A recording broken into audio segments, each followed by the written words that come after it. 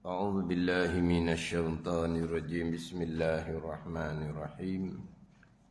الحمد لله رب العالمين، والصلاة والسلام على سيد المرسلين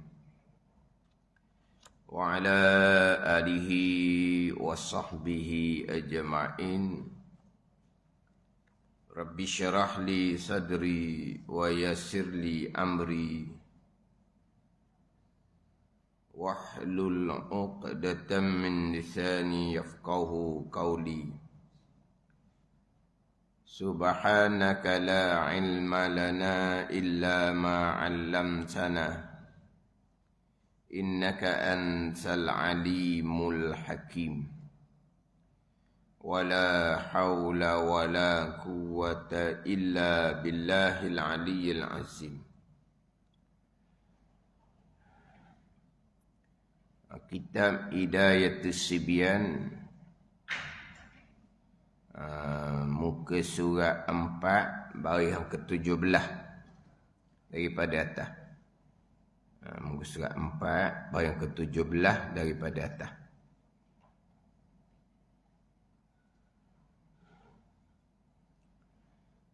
Qala al-muallifu rahimahullahu ta'ala wa nafa'ana bi'ulumihi amin. Lawannya, lawan iradah al-karahiyah.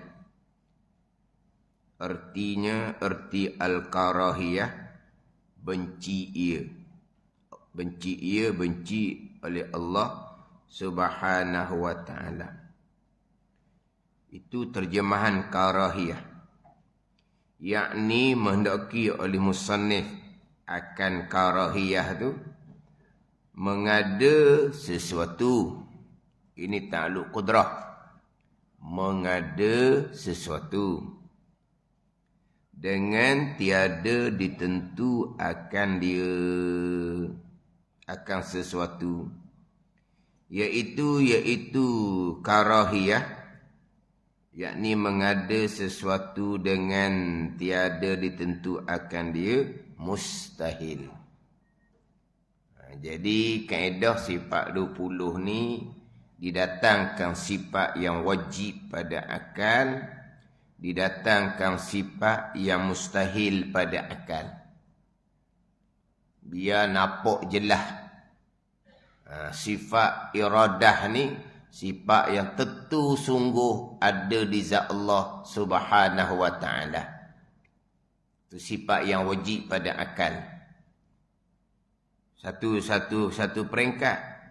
Satu peringkat laginya, macam mana dengan karahiyah?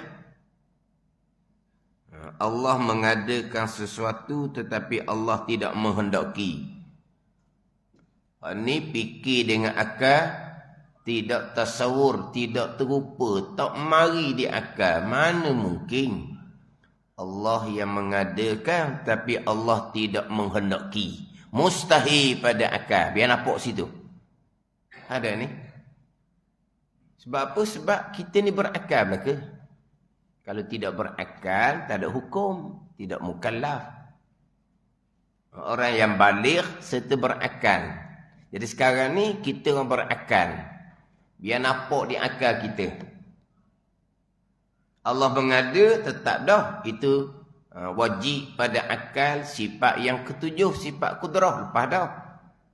Sifat yang keenam, wajib pada akal. Wahdaniyah pada perbuatan. Itu tetap dah tu, mati dah. Mustahil pada akal. Berbilang pada perbuatan. Yang perbuat selain Allah pun perbuat juga, mustahil pada akal. Kalau ada yang perbuat selain daripada Allah, itu dipanggil ajzun, lemah, mustahil pada akal, lemah. Allah maha kuasa. Apabila Allah maha kuasa, yang berlaku kesemuanya perbuatan Allah. Wahdaniyah pada perbuatan. Allah yang maha kuasa, tiba-tiba ada yang berlaku yang bukan perbuatan Allah. hak tu mustahil pada akal. Dia nampak dulu tu hak wajib pada akal, hak mustahil pada akal. Lepas dah hak Allah mengadakan. Kemudian pegang kejap di akidah keesaan Allah pada perbuatan, Allah yang bersifat dengan sifat kudrah. Pegang kejap di akidah kita, tentu tak sama sekali berbilang pada perbuatan. Kita pegang kejap di akidah kita, tentu tak sama sekali Allah Ta'ala lemah. Lepas dah tu, kejap dah kita pegang, semua yang berlaku Allah yang mengadakan. Allah yang mengadakan ni, tentulah sebagaimana yang Allah kehendak. Wajib pada akal, Allah yang bersifat dengan iradah menentukan segala-galanya. Allah mengadakan, mati dah. Tiba-tiba Allah tidak kehendak, mustahil pada akal. Kemudian kita berpegang di akidah kita, Allah mengadakan sebagaimana kehendak Allah. Qada qadar lalulah kitanya. Itu hak pegangan kita. Itu hak pegangan kita.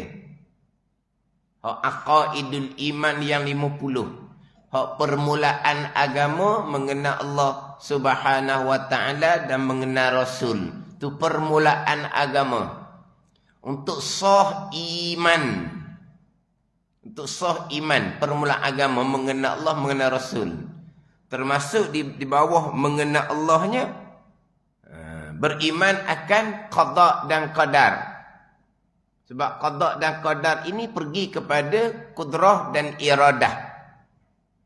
Kudrah dan iradah pergi kepada mengenal Allah, beriman dengan Allah, rukun iman yang pertama. Tapi kenapa Nabi asingkan qada qadar? Itu besar hikmah dia tu. Nabi asingkan hak kudrah iradah di rukun iman yang keenam. Kenapa tak tambah lagi beriman Allah mengetahui, beriman Allah mendengar, beriman Allah melihat. Tambah lagi lah rukun imannya. Tak payah dah. Sebab itu masuk di bawah beriman dengan Allah, rukun iman yang pertama, mengenal Allah Subhanahu wa taala. Allah mengetahui, Allah mendengar, Allah melihat, cukup dah. Tapi Allah menentukan, Allah yang melakukan, tak cukup dengan kudrah iradah. Qada Allah menentukan, itu iradah. Qadar Allah melakukan, Allah mengadakan, itu kudrah. Dah, kudrah iradah dalam sifat 20 dah kan. Sama macam Allah mengetahui, Allah mendengar, Allah melihat, sama je lah. Tapi kenapa mengetahui, mendengar, melihat tidak diletakkan rukun iman yang ketujuh ke? Ada ayah dah tu. Dan memang jelas Allah mengetahui, tidak ada yang menafikan. Mu'tazilah sekalipun tidak menafikan Allah mengetahui. Tidak ada yang menafikan. Allah mendengar, melihat, tidak ada yang menafikan. Tidak ada. Kalau menafikan, mengetahui, mendengar, melihat tu kafir terus lah. Tapi tidak ada yang menafikan. Tidak ada yang menafikan. Orang Islam yang menafikan Allah mengetahui, tidak ada. Walaupun Mu'tazilah sekalipun. Di kudrah iradah ni lah hak timbulnya akidah-akidah yang menafikan. Di kalangan orang Islam yang berakidah dengan akidah Mu'tazilah. Tengok. Sebab tu Nabi letak suku mana. Hak kudrah iradah di rukun iman yang keenam supaya fokus berasingan. Walaha bicara bab beriman dengan Allah, fokus dah di situnya kudrah iradah dah. Situ satu dah sekali. Di qada qadar ni fokus pula sekali lagi. Ada ni. Kalau kita bicara beriman dengan Allah Subhanahu wa taala, permulaan agama mengenal Allah, kita akan bicara kudrah iradah ilmu sekali situ. Kemah dah situnya. Macam kita sekarang. Tapi ketika bicara bab qada qadar, fokus lain pula sekali lagi. Ada ni. Walaupun begitu, banyak yang terpesong dalam bab qada dan qadar. Bab mengetahui, Allah mengetahui, tidak ada yang menafikan. Allah yang mengadakan segala-gala. Timbul akidahnya, ada yang Allah mengadakan, ada yang Allah mengizinkan makhluk mengadakan. Bukan Allah yang mengadakan. Ada perkara yang memang Allah mengadakan. Siang, malam, memanglah. Allah Ta'ala yang mengadakan siang. Allah Ta'ala yang mengadakan malam. Tak ada dah. Orang yang berpegang, siang malam ni syarikat yang buat. Mana mereka tahu dah. Amerika buat. Kan mereka kan kuasa besar dunia kan. Siang Amerika yang buat. Malam Amerika yang buat. Ada? Itu tak dah. Berlakunya siang dan malam Allah yang mengadakan. Tiba-tiba yang berlaku di kita ni, kita yang mengadakan dengan izin Allah. Allah letak tenaga di kita, Allah benarkan kita, Allah biarkan kita, kita yang mengadakan sendiri. Tengok. Situ pun dah lalu dah. Kan ada ni? Pegangan ni ramai ni. Pegangan seumpama ni banyak seumpama ni. Sama juga dengan iradah menghendaki. Hak baik je Allah menghendaki. Hak jahat, kufur dan maksiat. Takkan Allah mendaki barang yang Allah murka. Takkan Allah mendaki barang yang Allah tidak redha. Takkan Allah yang mendaki akan barang bila berlaku Allah bubuh neraka pula orang tu. Tiba Allah mendaki. Hak orang buat jahat yang Allah bubuh neraka tu, Allah mendaki juga jahat dia tu. Tak acik gitu. Timbul dah. Timbul dah. Hak bagian iradah pula. Ini pun banyak sekarang ni. Ini pun banyak sekarang. Allah tidak menghendaki. Allah hanya mengetahui. Seseorang hamba memilih dan melakukan perkara jahat, kufur dan maksiat. Ini dalam keadaan dia asing dah tu. Qada qadar dia asing dah tu. Ada. Hak berat laginya Allah mendaki. Ni Allah mendaki. Allah mendaki. Tetapi apabila kita buat asbab, bila kita buat asbab, apa asbab kita? Berdoa. Apakah asbab kita? Kita hubung silaturahim. Bila kita buat je asbab, Allah mendaki. Bila kita buat asbab sahaja, Allah pun ubah kehendak Allah. Ni lagi jengkereng ni. Faham tak? Jeng satu dah, kering pula selagi. Apa panggil apa? Apa panggil? Mapuh deposit. Panggil apa tak? Panggil apa? Mapuh deposit tau. Mapuh deposit. Pada mapuh deposit. Mapuh deposit. Lecing tu. Pada ni. Dah rugi dah ni. Mapuh deposit tu. Mapuh. Habis. Mapuh modal dah. Kosong. Allah tidak menghendaki berat dah. Allah menghendaki. Tapi asbab doa kita. Allah pun serendar. Allah pun ubah balik. Nak duduk mana gitu. Mana iradah ilmu Allah Ta'ala ni. Hak bicara bab wajib pada akal, mustahil pada akal ni. Iradah. Nanti bicara ilmu. Duk mana iradah ilmu? Mana?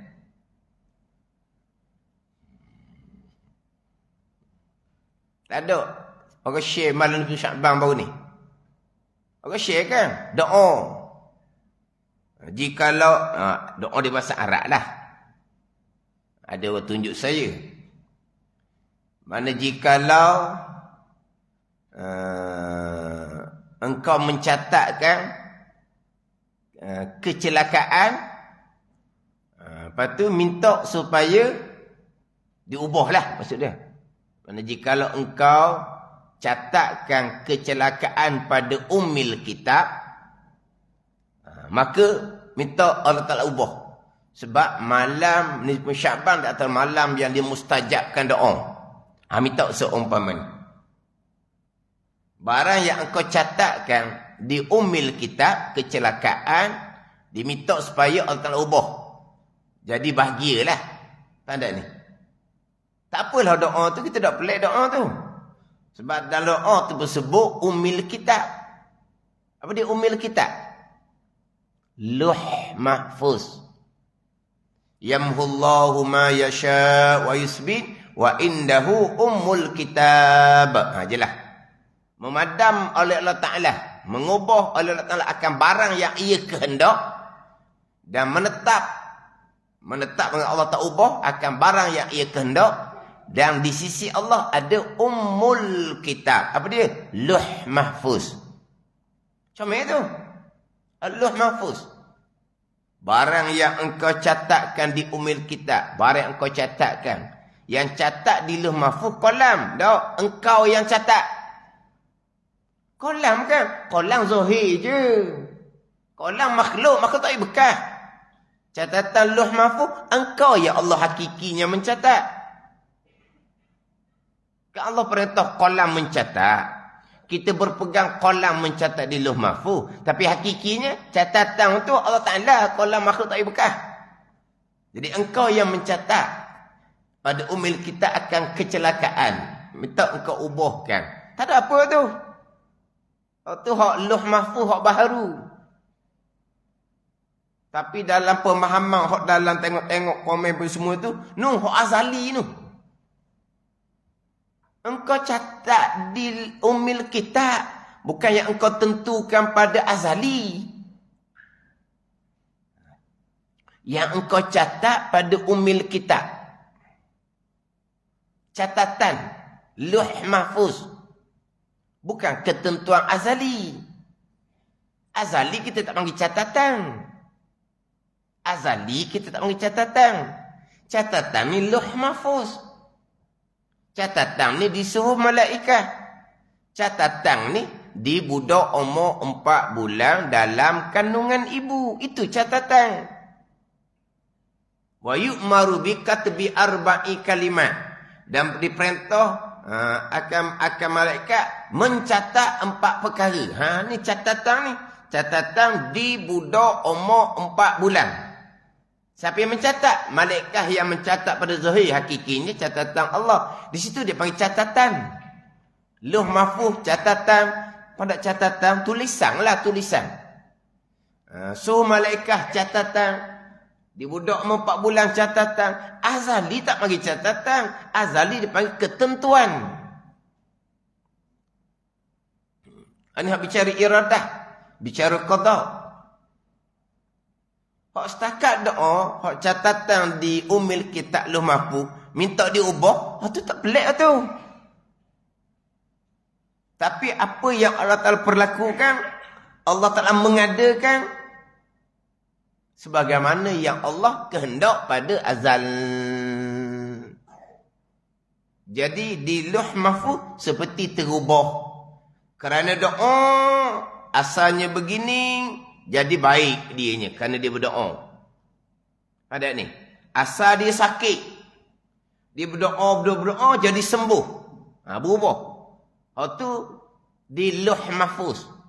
Maknanya berdoa sakitnya akan sembuh. Tidak berdoa sakitnya tidak akan sembuh. Contoh ni. Ini berdoa gaib belaka. Sampai masa dia berdoa sakitnya sembuh. Berdoa itulah perbuatan Allah. Allah yang mengadakan. Sembuh itulah perbuatan Allah yang mengadakan. Sebagaimana hak qada azali, Allah menentukan dia berdoa. Qada azali, Allah menentukan dia sembuh. Itu je. Sampai masa dia tidak berdoa, penyakitnya kekal. Allah yang menjadikan dia tidak berdoa. Allah yang menjadikan penyakit dia tak sembuh. Allah menjadikan sebagaimana Allah menentukan pada azal, dia tidak akan berdoa. Allah menentukan pada azal, penyakit dia tidak akan sembuh. Begitu sahaja. Tapi ramai yang faham, hak azali Hak azali Allah ubah. Kalau Allah tidak menentukan tu sesat dah. Allah menentukan pada azal, kita pergi ogeh.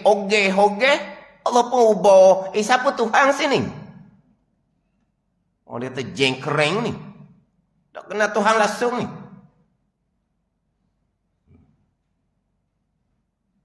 Kadang-kadang yang cerita bab doa doa Allah akan ubah tu pun, yang agama pula cerita tergantung. Jelaskan.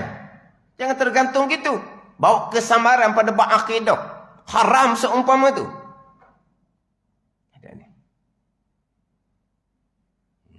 Biar jelas. Tapi jelas sinilah hak bicara bab iradah ilmu nanti.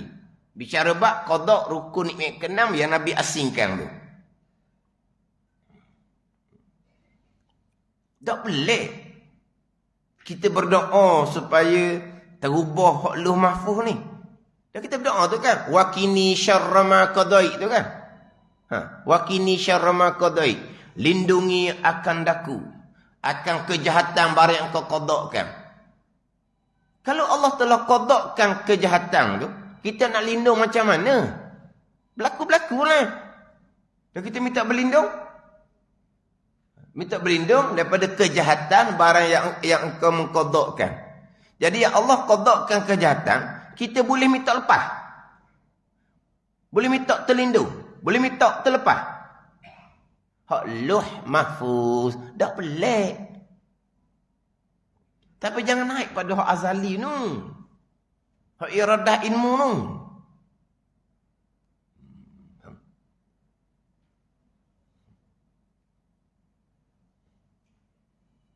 Dia adalah baru ni malam tu Syakban, sebelum tu malam apa?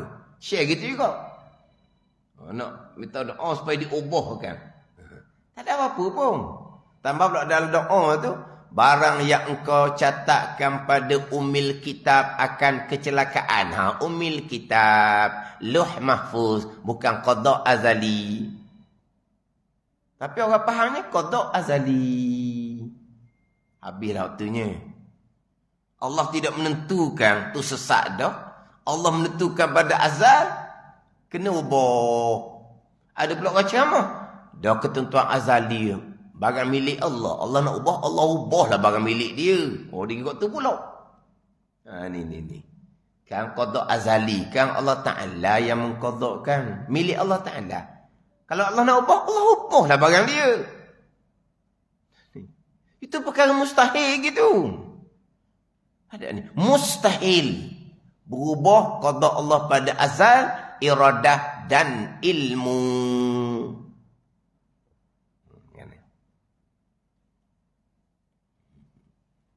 Ini semua mengaji molek ilmu tauhid ni. Kadang-kadang pergi tempat-tempat hak dia biasa pergi, setuh dalam bab ni go, macam-macam lah. Tapi kalau tempat tu mengaji kitab tauhid sifat 20, sentuh dalam bab ni, tak ada apa-apa pun. Santai sahaja. Santai, tak ada berat-berat pun. Tak ada ni. Maknanya sentuh di tempat tengok. Tengok jadual dia kan. Ada tauhid sifat 20. Ada tauhid sifat 20 di jadual dia tu. Bila sentuh je dalam bab seumpama ni, santai sahaja. Relax sahaja. Ada ni. Relax, santai je. Tapi kalau di tempat tu tak ada. Tak ada tauhid sifat 20. Yang mana terkadang di tempat tu memang anti pada tauhid sifat 20. Sebelum saya pergi sana apa-apa, tengok dulu dia punya FB dia, pengajian dia macam mana. Tak ada tauhid sifat 20, tak ada. Kelas tiap-tiap malam. Tengok dia punya minit kuliah maghrib itu. 40 minit, 42 minit, 45 minit. Nampak lalu situ tu. Isyak witi. Maksud tempat tu, isyak witi. Tak ada ni. Bukan dia panjang nak fokus ilmu dah. Mana kuliah ni sementara tunggu isyak je. Ada tadak supaya je barangkali. Kalau kau penting ke ilmu, dia akan ambil masa. Ada ni. 40 minit jadi 60 minit. Tapi ada kata pula, Ustaz rugi. 40 minit jadi 60 minit dia kata. Ada ni. Jadi Ustaz mengajar 2 malam, orang mengajar 3 malam dah. Ada orang kata gitu. Dan saya mengajar 60 minit kan sejam. 40 minit isyak dah. Tambah 20 minit. Rugi dia kata. Dia kata, zagu hati sama je 40 minit dengan 60 minit. Dia orang kata. Mengajar 60 minit pada ni, 2 malam, 2 jam. Orang ngajar 40 minit, 3 malam, 2 jam. Mana betul? Dia kata, oh sedap juga kita dah. Isyak pah berhenti. Tapi orang tak puas hati. Sebab apa? Dia nak belajar. Hak puas hatinya, hak tak mau belajar nak tunggu isyak. Hak ni kita panjang je, dia takkan puas hati pula. Itulah. Dia nak suruh puas hati belaka tak jadilah. 40 minit isyak berhenti. Hak orang nak belajar, Allah ustaz. Lajak orang sikit ada puas hati. Kalau lajak sampai 60 minit, Allah, kita nak isyak nak balik ni. Tu hak mau belajar. Mana sepatutnya kita kena asingkan. Hak nak belajar budak adik ni. Hak tak mau belajar budak adik ni. Masuk isyak, masuk bilik lain, main isyak puakmu. Balik. Dia kena buat gitu. Jadi tau. Hak nak belajar, 60 minit sejam. Duduk 10 ni. Senang. Hak nak tunggu isyak je. Ada 10 ni. Masuk isyak. Okey. Mana? Boleh. Masuk bilik belakang. Semain isyak puak kamu. Boleh balik awal. Gitu lah tau. Jadi tengok pada minit tu, 40 minit je. Tak ada tauhid. Memang tak ambuh sifat 20. Setuh je bak ni. Lah. Boleh tahu respon. Surah mak isyak tu kok. Hak mana-mana, hak ada asah. Mari terima kasih sangat-sangat. Mana apa? Cerah. Ini muka di mana? Dia faham. Dia faham tu. Tapi ada juga hak mari pakai comel dengan serban dengan jubah, mari jumpa ustaz. Saya tak boleh nak turut ustaz. Nampak kat situ dia nak. Kalau dia tak ambuh, dia beci dia lari awal-awal. Ada ni. Sebab saya tengok masa saya kuliah tu dia depan belah kanan. Mana nampak macam ya je. Pada nampak macam pandai je. Lepas jumpa ustaz, saya tak boleh nak turut ustaz. Cerita baksah gini lah. Tak boleh nak turut. Kesian tengok. Tapi cara cerita tu, dia nak. Tapi tempat tu tak ada sifat 20. Lepas tu pihak masjid, apa tindakan dia, wallahualam dah. Dia kena ambil tindakan molek lah. Sebab apa? Jelas dah sekarang ni, anak jemaah dia ada seberang tak reti sungguh-sungguh. Tak reti sungguh-sungguh.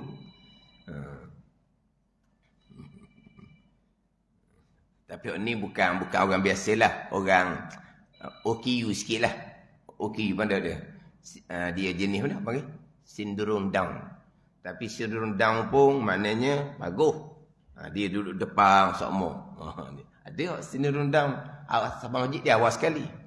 Dia tukang buka api, tukang ejah meja pun kuliah ada. Mana dia bagus? Saya tengok dia tunjuk saya gini. Dia tunjuk saya. Dia tunjuk gini. Saya ingat ke dia tak telinga tak dengar. Sebab dia keluar ambil semayang, masuk pula, dia tunjuk gini. Kata budak ni tak dengar berapa kali. Ataupun luar tempat ambil semayang tak dengar, dia tunjuk gini. Sudah saya mengajar, mari je nak alim meja, dia tunjuk gini pula. Tak faham ustaz. Tak faham. Dia gini dah. Kita dah pelik lah. Dia tak faham, dia kata, dia tunjuk gini. Tak apalah. Sebab dia OKU. Ada ni. Mana boleh royak saya tak faham ustaz. Siang tengok. Tapi kalau tempat tu ada sifat 20, cerita macam mana pun, elak je. Sebab apa? Hak tu pegangan dia ni. Mana mungkin qada azali boleh berubah? Dah kita berdoa tu lah qada azali. Diperkenankan doa, contohnya disembuhkan penyakit. Itulah qada azali, berubah ke mana? Lepas tu kita macam mana? Berdoa lah. Kita pun rajin berdoa. Itu qada azali. Kita malah berdoa. Itulah qada azali. Itu je lah.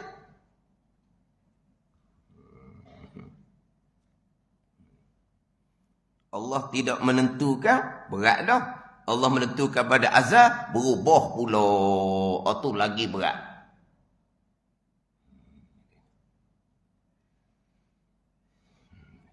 Jadi kena kemah. Hak sifat wajib. Sifat mustahil.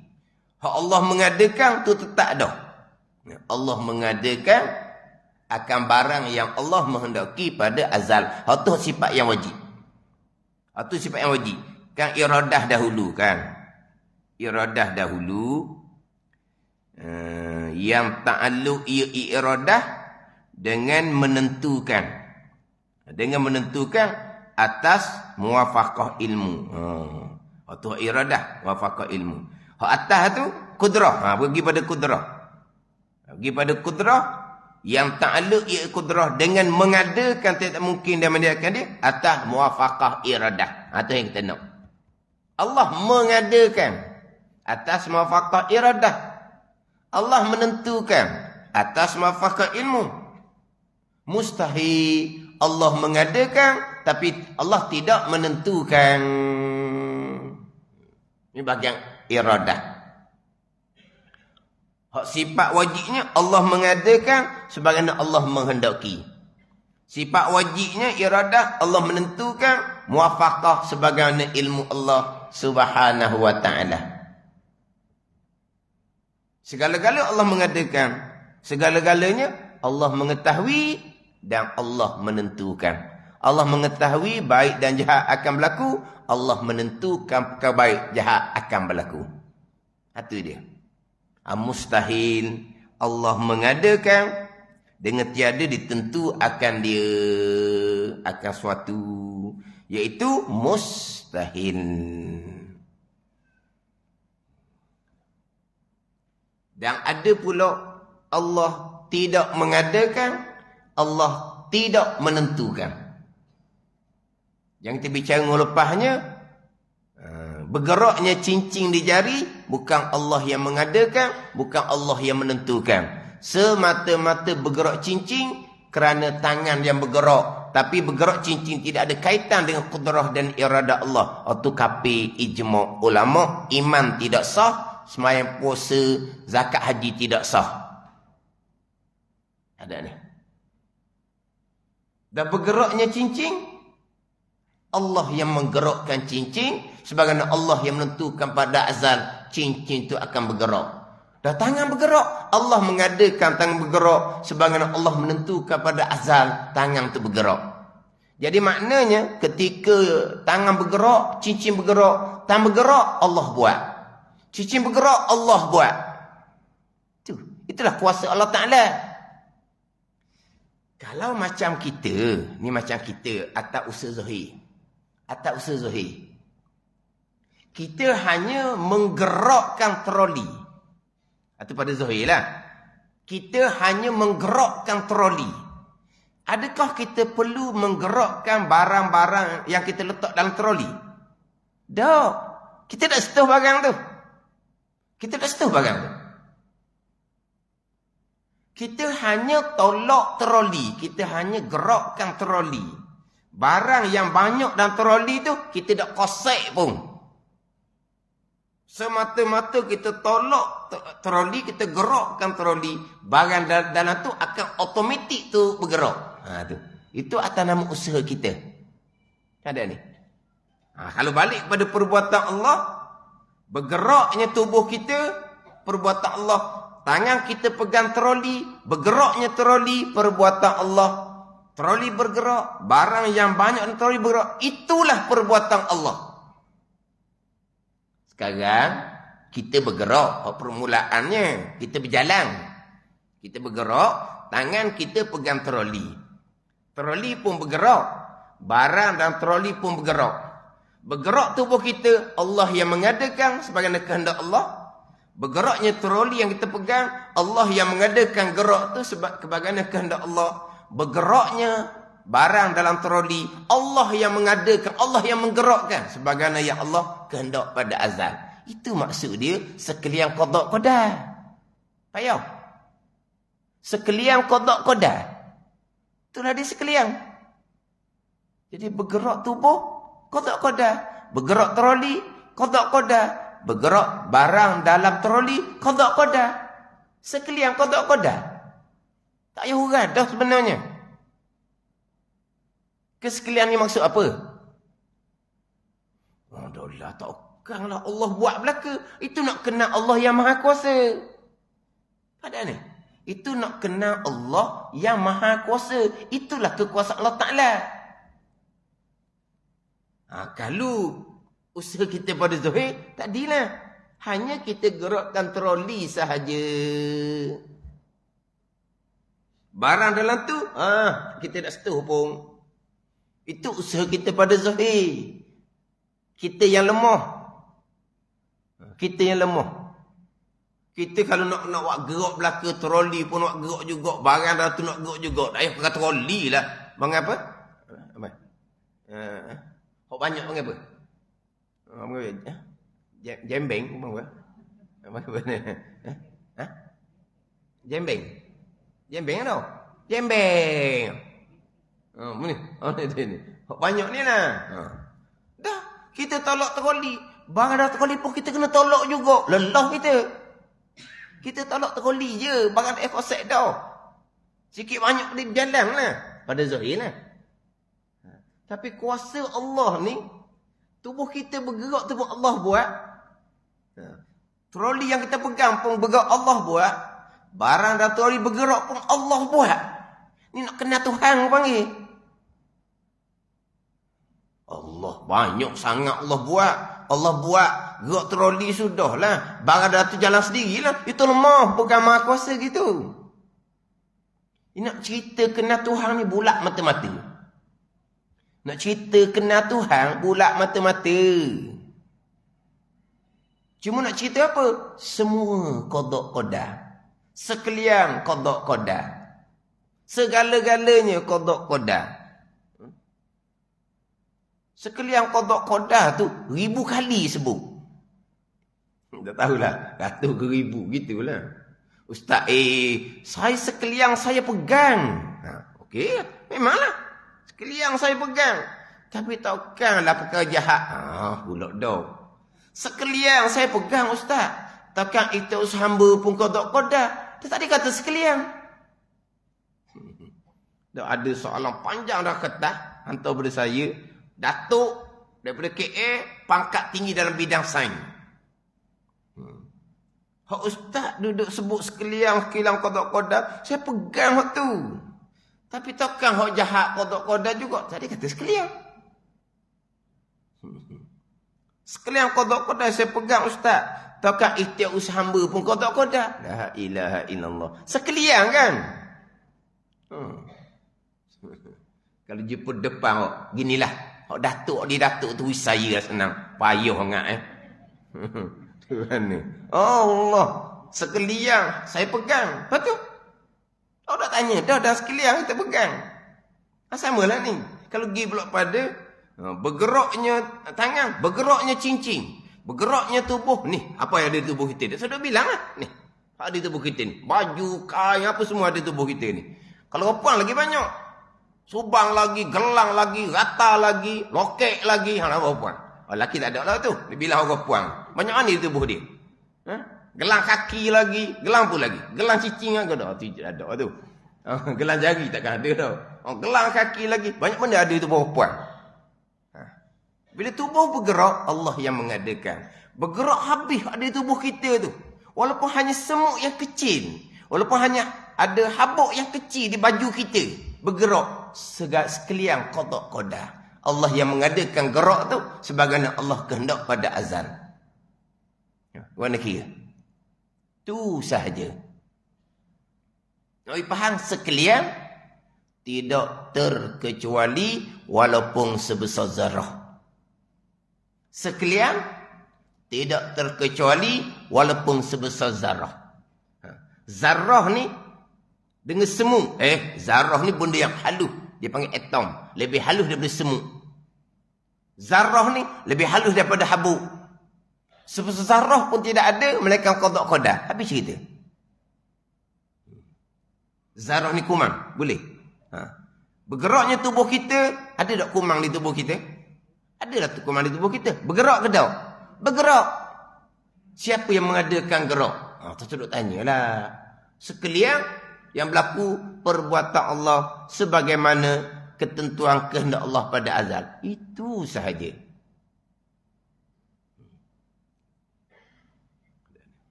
Ada orang makan tahu nak pergi selesai ni. Makan tahu habis satu kitab. Barulah kemudian ustaz barulah dia kata didengar pengajian saya tempat lain pula, barulah dia faham.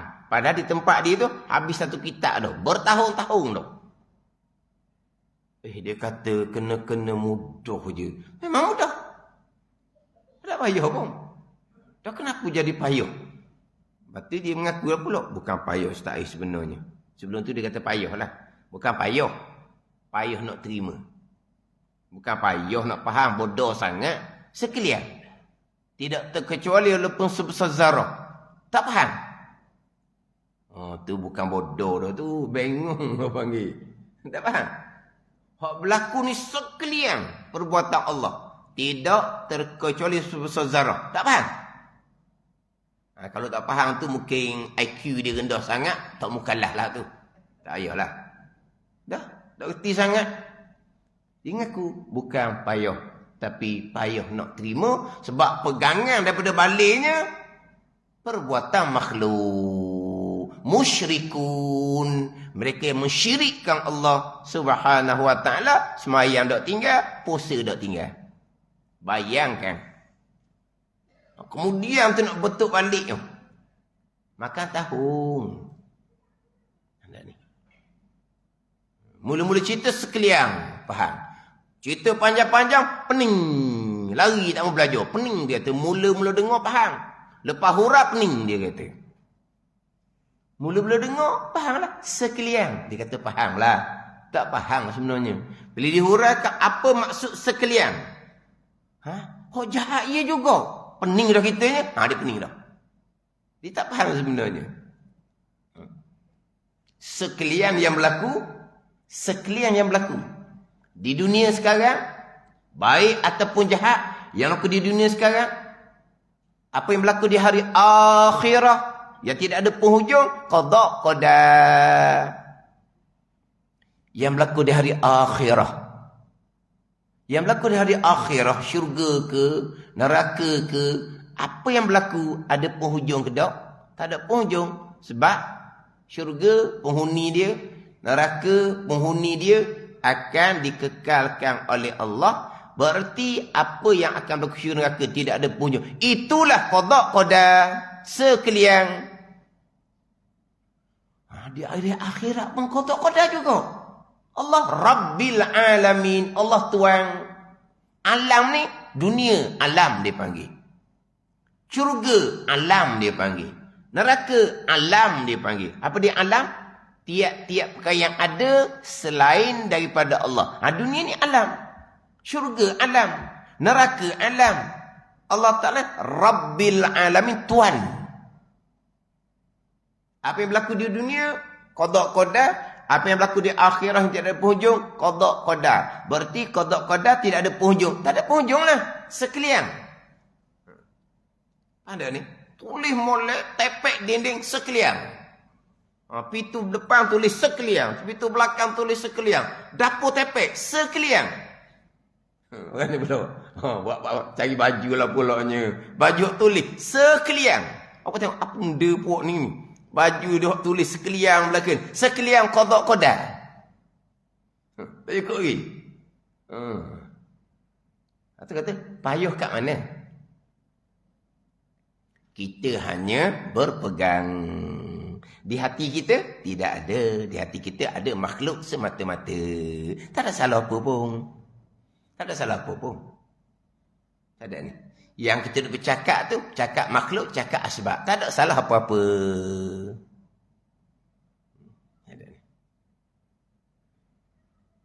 Bukan kata berpegang nak kena ingat, bukan. Anda saya sebut lepas tu kan, ajaran salah pegang kena ingat. Ni, tulis. Kan kita nak menulis kan. Tangan kita pegang pen, kita bertulis. Kita bertulis. Yang gerakkan jari kita, Allah Ta'ala. Yang gerakkan pen, Allah Ta'ala. Yang keluarkan dakwah pen, Allah Ta'ala. Bukan dakwah yang bukan.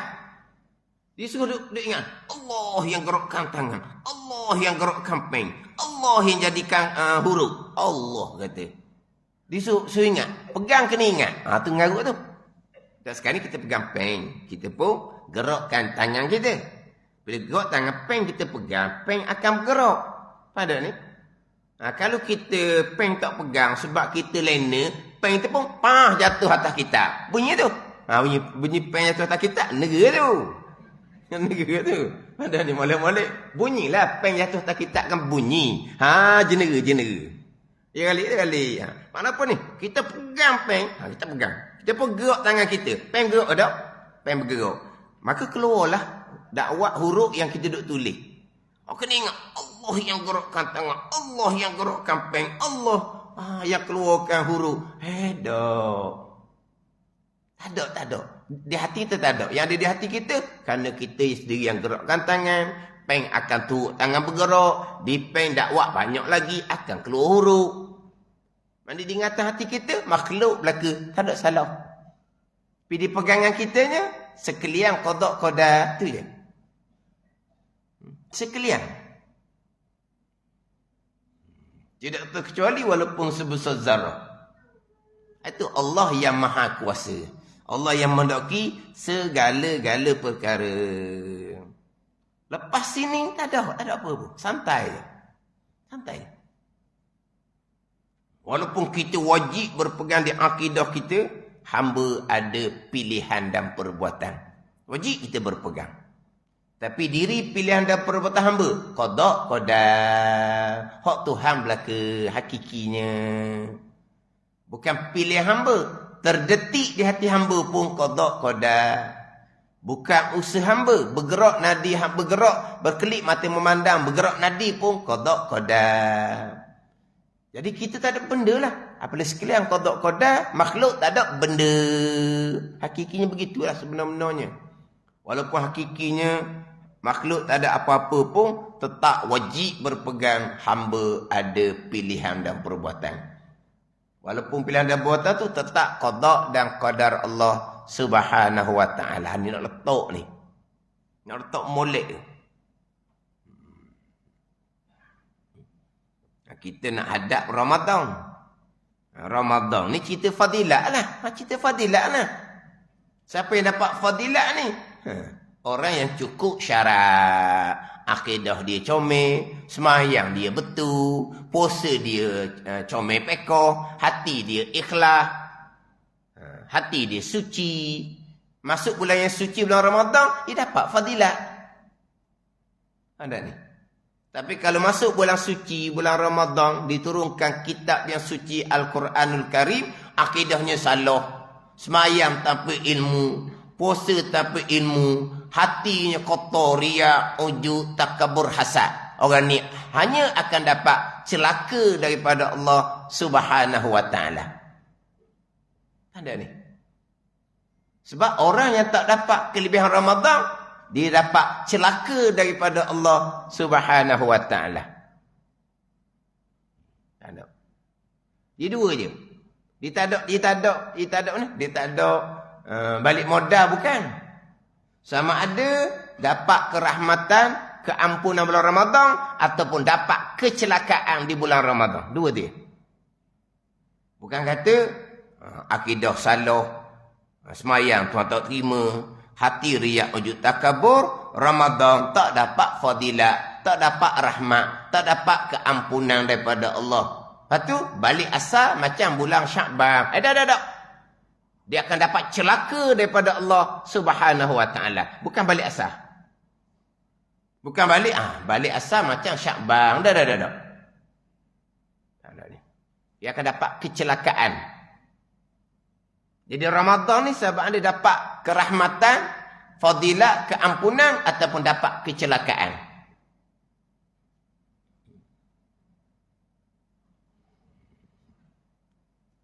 Sebab tu dah boleh tengok masjid tersergang indah, semayang tak tinggal, Ramadan puasa tak tinggal, Mekah berebut orang nak pergi, tapi hakikatnya sama saja, tak ada perbezaan pun. Sebab apa? Tanpa ilmu. Terutama sekali ilmu akidah, ilmu pegangan. Hanya diceritakan fadilat Ramadan. Prasyarat tak cerita. Prasyarat untuk dapat fadilat tak cerita. Puasa ni diperintah kepada siapa? Ya ayyuhallazina amanu kutiba alaikumusiyam. Wahai orang-orang yang beriman, difardukan ke atas kamu puasa kepada orang beriman. Bukan kepada ya ayyuhan nas, wahai manusia, difardukan ke atas kamu puasa. Tidak. Wahai mereka yang beriman, difardukan ke atas kamu puasa kepada orang beriman je. Kemah ke-6 rukun iman ni, terutama qada dan qadar. Kalau tidak, tak ada puasa. Kalau Nabi kata, ramai yang berpuasa tidak dapat melainkan lapar dan dahaga saja. Nabi kata, ramai yang berpuasa Tidak dapat melainkan lapar dan dahaga. Dalam bab ni, hak terpesong sampai tahap kapi ijma' ulama. Pada kapi ijma' ulama, imam tidak sah ijma' ulama mati kekal neraka selama-lamanya. Walaupun zahir orang Islam semayang puasa sekalipun. Mana hak tadi? Bergeraknya cincin di tangan tidak berkait dengan kudrah Allah. Bukan Allah yang mengadakan. Tidak berkait dengan iradah Allah, kehendak Allah subhanahu wa ta'ala. Bergerak cincin di jari hanya semata-mata mutlak ikut tangan jari yang bergerak. Tiada kaitan pun dengan kudrah dan iradah Allah. Bukan Allah yang menggerakkan cincin, bukan Allah yang menentukan gerak cincin. Itu kapi ijma' ulama. Bertaubat kemudian, semayang dia kena qada daripada orang balik, puasa dia kena qada orang balik. Kalau pergi Mekah, kena pergi Mekah semula. Dia tak ada lagi kewajipan haji sekali sampai hidup, tak ada lagi. Tapi pada zahirnya macam mana? Oh lah, tangan bergerak, jari bergerak. Takkan cincin tak bergerak? Lepas tu nak pegang macam mana ni? Kodak-kodan bergerak cincin ni. Ini pakaian gaib yang wajib kita tanamkan kepada anak kita sebelum balik. Gaib, mana gaib? Cuba tengok di cincin itu. Nampak tak kodak-kodak? Tak nampak. Renung tengok. Jari bergerak, cincin bergerak. Jari diam, cincin pun diam. Itu je lah. Zahirnya gitu. Bergerak cincin, diam cincin, mari mana? Qada, qada. Gitu je lah. Sekalian qada, qada. Ke mana? Di cincin pun tulis, sekalian qada, qada. Kan boleh? Di cincin tulis, tulis molek, sekalian qada, qada. Habislah. Tapi nak cerita apa? Gaib belaka. Ini hak kemah ni bicara bab sifat kudrah iradah, sifat wajib dan juga sifat yang mustahil. Mustahil Allah mengadakan sesuatu dengan tiada ditentu akan dia. Mustahil sama sekali. Satu laginya yang saya sebut mengelepas, tabi'ah semula jadi. Tabi'ah ni ada yang kapi ijma' ulama, ada yang khilaf pada kapi. Kena faham ni. Sebut kapi ni bukan bab Islam. Kita bukan bicara bab Islam, kita bicara bab iman. Kafir dengan makna apa? Iman dia tidak sah. Faham tak ni? Kafir di sisi Allah. Zahir orang Islam. Contoh, orang munafik. Orang munafik. Orang Islam. Orang Islam lah. Mengucap 2 kalimah syahadah dengan Nabi SAW, masuk majlis ilmu Nabi SAW, semayang belakang Nabi SAW. Islam. Mati, jenazah diuruskan sebagai orang Islam. Tapi kafir di sisi Allah Subhanahu wa ta'ala. Kafir hukum akhirah. Ini sambula ni. Orang kafir ijma' ulama' ni, orang Islam pada zahir. Tapi kafir di sisi Allah, iman tidak sah. Kita bicara sifat 20 ni bukan bicara Islam. Kita bicara iman. Sebut kata kafir, iman tidak sah. Anda faham situ? Walaupun zahirnya dia Islam. Jadi hak tabi'ah selagi tak akan cerita nanti. Ada hak kafir ijma' ulama, ada hak khilaf pada kafir. Wallahu a'lam.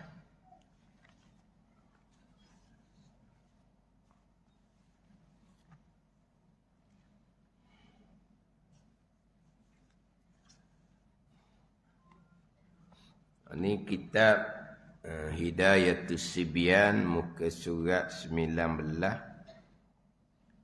baris yang ke-10 daripada bawah.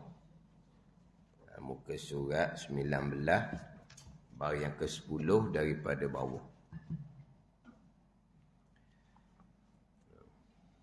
Qala al-muallifu rahimahullahu ta'ala wa nafa'ana bi'ulumihi amin. Faslun. Bermula tahiyah akhir itu 7 syarat.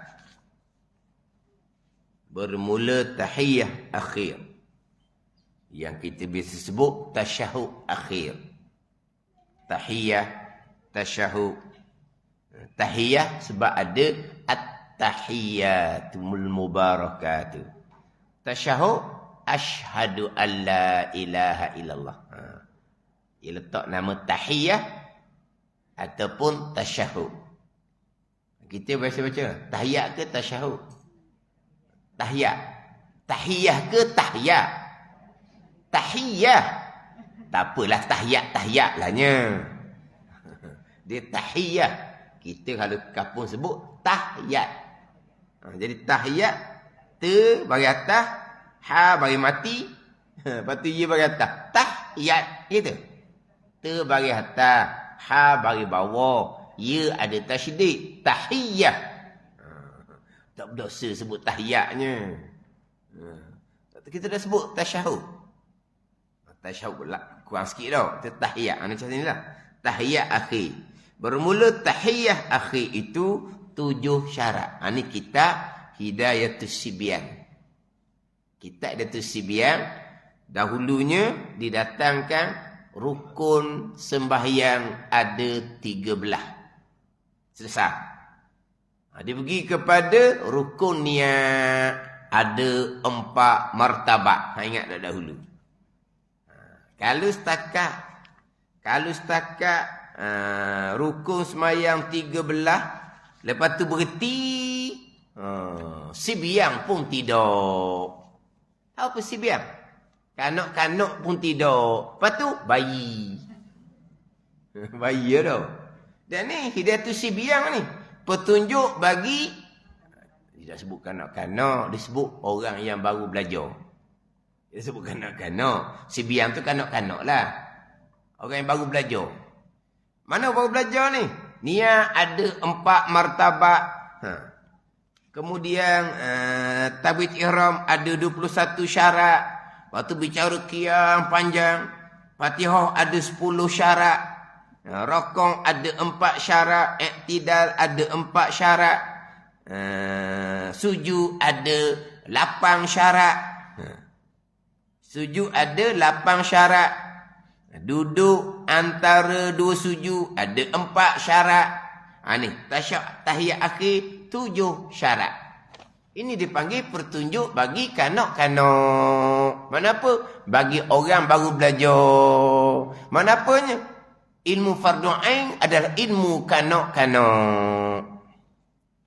Apa dia kanak-kanak? Ilmu sebelum balik. Paling lewat umur 15. Paling lewat umur 15. 15? Tak ada 15. Kita balik 51. Kita balik umur 51. Orang balik umur 15. Umur 51 baru balik. Tu mujur balik. Kalau balik pakai mati mana? Tu balik juga umur 51 pun. Ini sibiang. Petunjuk bagi kanak-kanak kenapa? 15 ke bawah. 15 ke bawah. Kenapa? Kanak-kanak belum balik. Ini ilmu nak kena ajar. Kalau nak tanya kita, apa kau ilmu yang kita wajib ajar kepada anak kita belum balik? Ni. Dan kita ada tu sibiang. Tadi kita bicara sifat iradah. Itu sibiang lah tu. Kanak-kanak tu. Wajib ajar pada anak kita sebelum anak kita balik. Tingkatan 3 lah sebelum tingkatan 3. Tingkatan 3, umur 15. Nak ajar mana? Ni, ajar kita ada tu sibiang. Kalau ajar bab akidah, kena ajar macam sifat 20. Kalau ajar bab ukur semayang, niat ada 4 martabat. Ada wajib kosok saja. Ada wajib kosok dan ta'ayun. Ada wajib kosok ta'arud ta'ayun.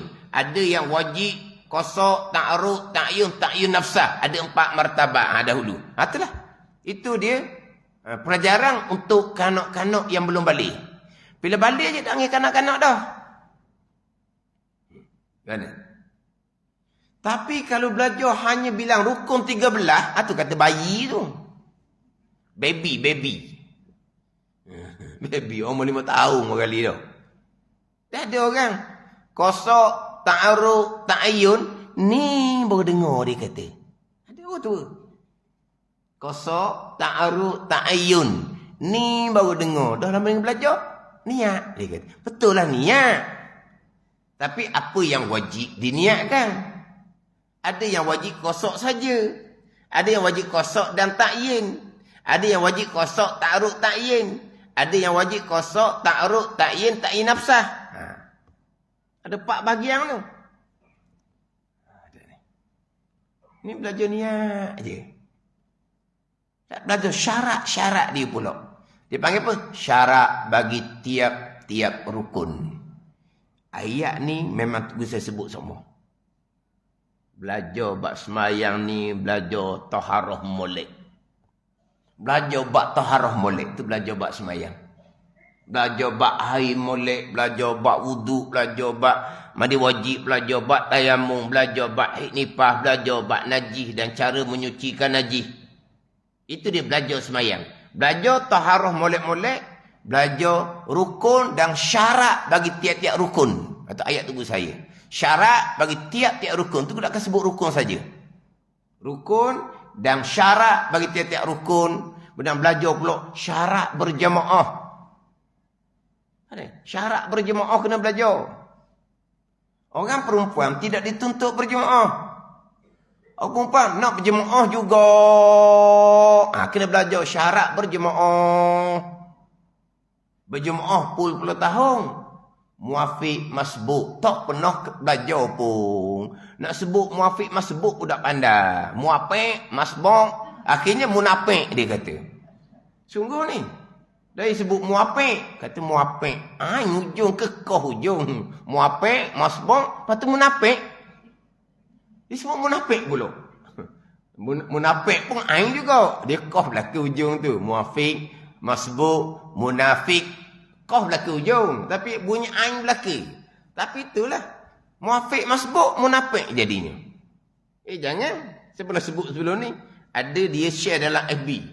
Muafiq, masbuk. Siapakah dia yang bertanya di FB? Muafiq, masbuk, semayang, sunat apa? Macam Isra' Duha lah. Mana Isra' Duha kan? Isra' semayang sunat. Duha semayang sunat. Muafiq, semayang sunat apa?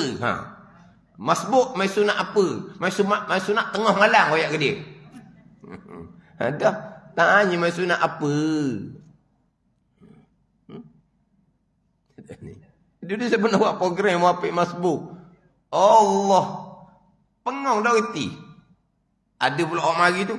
Muafiq masbuk je. Dia kata, sedap dia cakap. Jak budak lagi dia kata. Jak budak lagi. Kawan sebelah ni gerang dah. Dia kata, muafiq masbuk je. Bagi kertas seseorang kan. Jak budak. Lepas tu bicara-bicara, kami tanya. Dia kan? Faham tak? Dah reti. Dah kata jak budak ni. Senyap kau dia kata apa? Gong. Tapi tak lari. Dia tak lari. Muafiq masbuk je. Tak reti-reti je. Lepas ada pula bawah tu, ustaz. Dia pun cadang. Dia penganjur jugalah program itu, dia penganjur. Saya ni tukang bawa, dia penganjur. Dia kata gini, ustaz, bicara separuh sudah. Orang belakang tu banyak tak faham tu, dia kata. Orang belakang tak faham, dia duduk depan, dia kata orang belakang faham tak faham. Dia duduk depan. Dia tak faham sebenarnya. Lepas tu lama-lama, mari jumpa. Kita kena sama-sama ustaz ni, kena muzakarah, buat aku akan pekoh. Ana lama dah tinggal bak pekoh. Ana lama dah tinggal bak pekoh. Ana, tahu Ana? Rohana tu lah. Ana anta tu lah. You tu lah. Ana pun lama dah main pekoh. Lama dah main pekoh. Lepas tu duk ceramah majlis surah, ceramah je. Bukan akal tak percaya.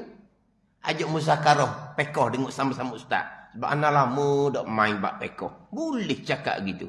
Dan ngajar apa? Ngajar apa? Ceramah je. Muafiq masbuk, orang belakang pening dia kata. Orang belakang pening. Payah kan? Berjemaah. Syarat berjemaah. Orang puan. Ramadan nak tarawih di masjid. Kata syarat berjemaah. Syarat berjemaah macam mana? Muafiq masbuk macam mana?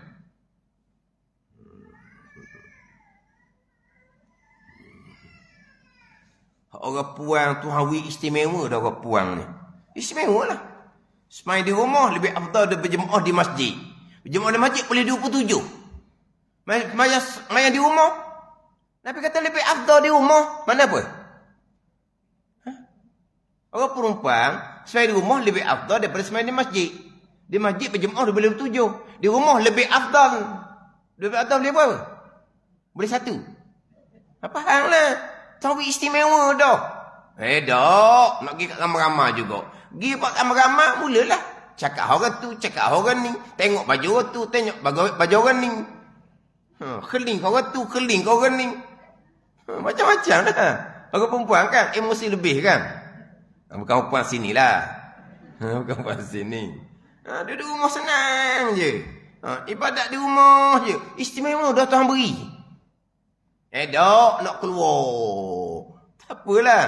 Nak keluar belajar lain. Belajar tak pergi. Berjemaah je dia buat rajinnya. Selagi rajinnya, malah tak habis.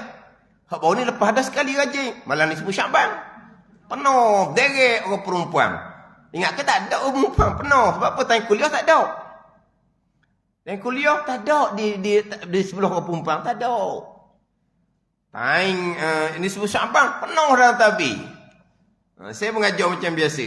Ada orang maklum kemudian. Ustaz ada mokcik dalam tabir. Dia baca Yasin juga masa Ustaz mengajar. Tak apalah. Sebab belajar sunat. Baca Yasin wajib. Dah lah tak pernah mari pun. Tak pernah mari pun. Tak ada orang puan dalam tabir.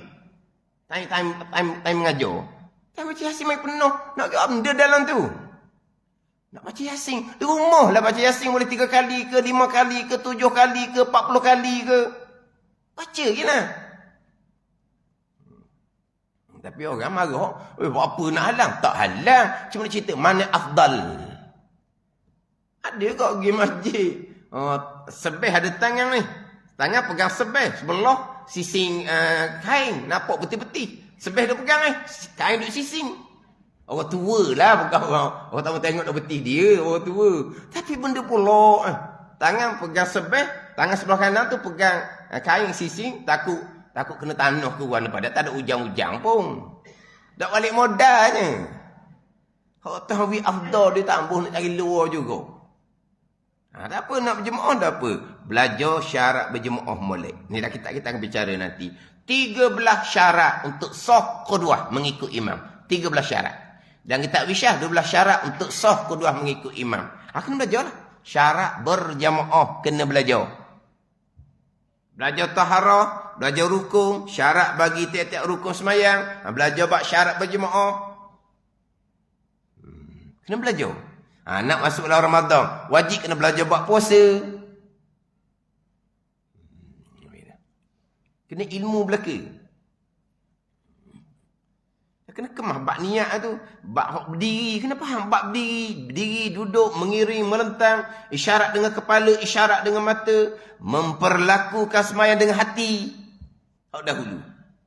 Satu-satu pembicaraan, hidayatus sibyan. Ini pelajaran kanak-kanak ilmu fardu ain sebelum balik. Ilmu 15 tahun ke bawah. Tapi apabila kita tua dah sekalipun, tapi kalau kita sibiang lagi kanak-kanak di sebuah ilmu, akan belajar ilmu fardu ain lah. Kalau kata ilmu fardu ain ilmu budak-budak, ya, betul. Ilmu fardu ain ilmu budak-budak, betul. Itu kita orang tua umur, tua kulit, ilmu budak-budak. Tua lah umur dia, 560. Kulit tua lah kecu. Dan ilmu tua ke? Ilmu budak-budak. Kena belajar tu sebiang lah. Ilmu budak-budak. Contoh gini lah. Contoh. Ngaji Quran, Iqra. Tak okey lah. Mu cucu ke, mu toki ke. Kalau baru belajar, Iqra 1, Iqra 2. Cucu Iqra 4, 5. Tak okey, Iqra 1. Dan mana tak okey, mana cucu. Hak tu tak okey umur. Pada ni. Lepas tu Iqra 1, dia cucu ni sebuah ilmu. Dah tinggi cucu daripada Toki. Tengok macam mana Toki baru belajar. Ada ni. Dia umur lain. Darjah ilmu lain. Faham tak? Ilmu ada darjah dia. Darjah ilmu ni macam zaman dulu. Bukan macam zaman sekarang. Zaman sekarang tak betul dia punya darjah. Sekarang tak betul dia punya darjah. Darjah 1, darjah 2, darjah 6. Baca tak pandai darjah 6. Tak betul gitu. Sama dulu kan, dia Darjah ni ikut ilmu. Kalau dia bodoh, je satu apa habis. Ada ni. Tak naik je dua. Sebab ilmu dia tak padang darjah dua. Dah dia tua dah. Tua umur. Tapi ilmu dia darjah satu. Tak akan boleh naik darjah selagi tak pandai. Ni, dulu betul. Sekarang dah naik darjah 6. Baca tak pandai. Ada ni. Dia darjah kepada umur. Dia darjah bukan kepada umur, kepada tahap ilmu. Awak zaman dulu buat gitu kan? Darjah ikut tahap ilmu. Sekarang darjah ikut tahap umur. Orang sekarang. Jadi belajar ni ada darjah dia, ada peringkat dia. Kalau peringkat kanak-kanak lah. Contoh macam tadilah. Ni ada 4 martabat. Tu. Ilmu untuk kanak-kanak belum balik. Ni sekarang pula bicara bab tahiyat akhir. Rukun semayang, betul. Itu rukun 13. Syarat dia. Apakah syarat tahiyat akhir? Ada 7 syarat. Pertamanya, ialah bunyi 7 pun. Sebahagiannya tu, takkan tak erti kita tak. Dia macam syarat yang pertama. Bahawa ada ia dengan bahasa Arab. Bagi orang yang kuasa dengan dia dengan bahasa Arab. Kalau tak erti bahasa Arab, baca terjemahan orang kafir baru masuk Islam. Beri buku terjemahan. Dia pun semayang, dia pun baca terjemahan ketika macam tahiyat akhir. Bahasa Arab ni bagi orang kuasa lah. Dia berbeza dengan Fatihah. Fatihah, kalau dia tidak kuasa dengan bahasa Arab, tak boleh baca terjemahan. Fatihah ayat Al-Quran. Dia tahiyat akhir ni sama dengan takbiratul ihram terdahulu. Dahulu takbiratul ihram ada 21 syarat dahulu, iaitu ditakbir dengan bahasa Arab bagi orang yang kuasa dengan dia. Tapi dia panjang. Dan jika tiada kuasa dengan bahasa Arab, diterjemah akan dia dengan barang apa bahasa ada ni comel. Kita tadinya pertama ada 7 syarat tahiyat akhir. Bahawa ada ia tahiyat akhir dengan bahasa Arab bagi orang yang kuasa dengan dia dengan bahasa Arab. Dia berhenti setakat tu je. Nak comel tambah macam hak takbiratul ihram tu. Dan jika tiada kuasa dengan bahasa Arab, diterjemah akan tahiyat akhir. Sama dengan hak syarat yang pertama bagi takbiratul ihram. Kemudian Fatihah ada 10 syarat. Pertamanya dibaca akan Fatihah dengan bahasa Arab. Berarti setakat tu. Dia tidak kata bagi orang yang kuasa, tak kata. Takbiratul ihram syarat yang pertama bahasa Arab. Bagi orang yang kuasa. Jika tiada kuasa dengan bahasa Arab, diterjemah akan dia. Sama dengan tahiyat akhir. Bahasa Arab bagi orang yang kuasa dengan dia dengan bahasa Arab. Dan jika lemah dengan bahasa Arab, diterjemah akan dia. Adapun Fatihah ni, pertama ada 10 syarat Fatihah. Dibaca akan Fatihah dengan bahasa Arab. Dia cakap tu je. Bukan bahasa Arab bagi yang kuasa, tidak. Dengan bahasa Arab. Kalau tak boleh bahasa Arab sebab dia masuk Islam, terjemah. Tidak. Lepas tu, berzikirlah. Berzikir. Takkan tak pandai sebab dia masuk Islam kan. Disebut, Ashhadu an la ilaha illallah wa ashhadu anna Muhammadar Rasulullah kan. Jadi dia baru masuk Islam. Dia reti tak? La ilaha illallah. Reti. Ulang waktu tu. Dia bukan terjemah. Fatihah tak boleh terjemah. Dalam sembahyang sebab Fatihah ayat Quran. Takbir bukan ayat Quran. Tahiyat akhir bukan ayat Al-Quran. Tahiyat akhir bukan ayat Al-Quran.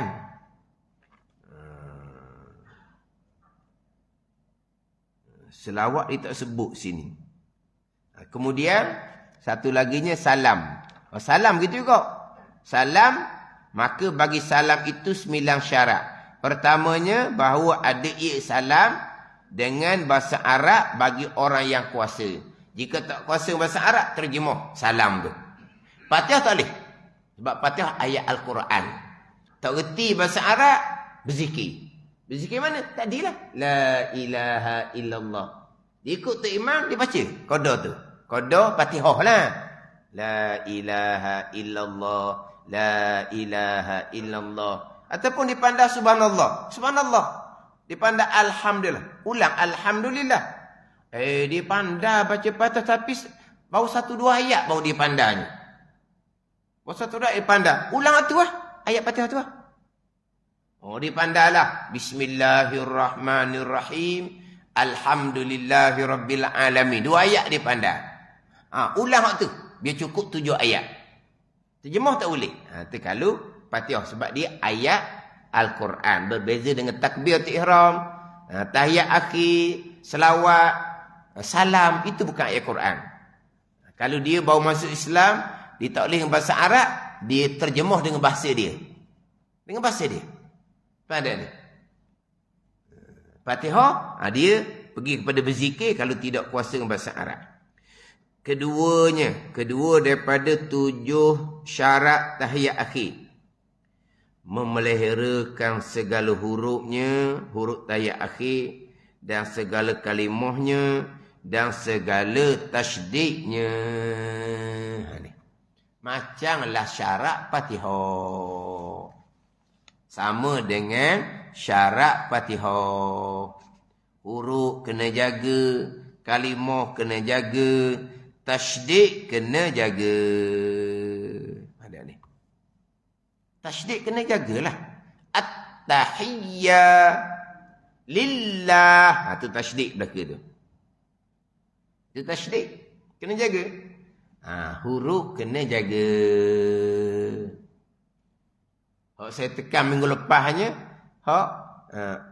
Allah tu lah. Alif, lam, alif, ha. At-tahiyyatu lillah. Kena ada situ tu. Pada ni. Ya.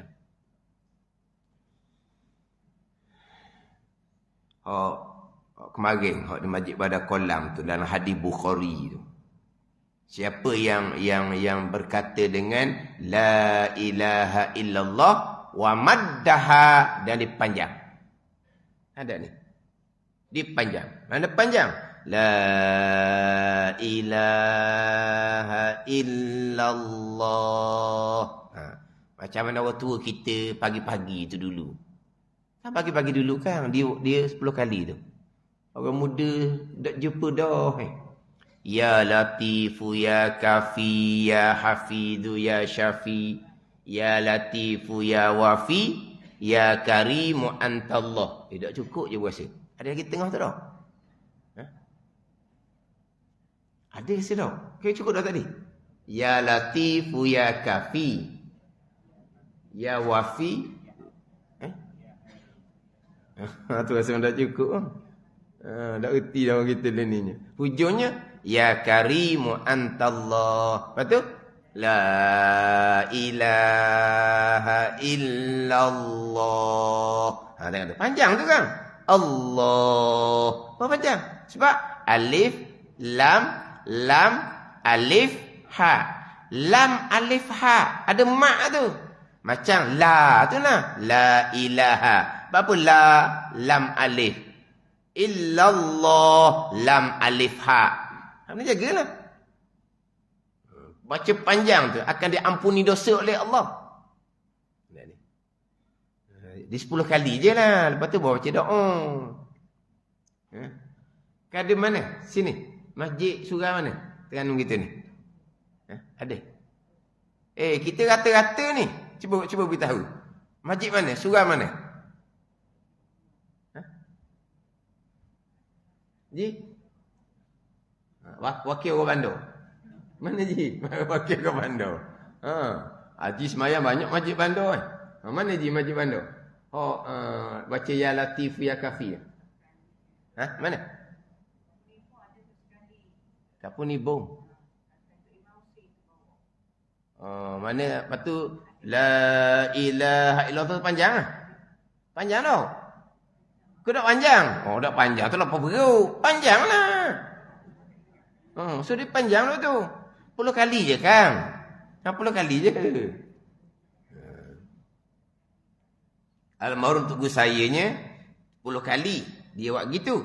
Lepas tu baru dia pelaju. Sebab dia tali 100 kali. 100 kali. Tapi 10 kali tu dia buat gitu lah. 10 kali tu. La ilaha illallah. Illallah. Dia panjang. Kenapa panjang situ? Cukup 10 kali, barulah panjang. Barulah laju. Sebab nak cukup 100. Kalau buat gitu 100 kali, pada belakang tak ada orang apa perut orangnya. Dah 100 kali duk la ilaha illallah. Tali kematian. Buat gitu habis 1 kali. Sedap-sedap orang makan habis dah belakang. Dah apa perut orang 1 kali. Duk 10 kali je. Balik 10 kali. Lepas tu barulah pelaju cukup 100 kali. Illallah. Panjanglah. Ni kita huruf ni. At-tahiyyatu lillah. Ashhadu an la ilaha illallah. Wa ashhadu anna Muhammadar Rasulullah. Tapi ni saya baca secara anjur sangat. Kita baca cepat lagi. Yang cepat ni, dia punya mat dia pendek je lah. Tapi kena ada mat tu. Kena ada lam, alif, hak tu kena ada. Ada. Illallah, Rasulullah. Kena jaga. Ini bicara hukum pekoh.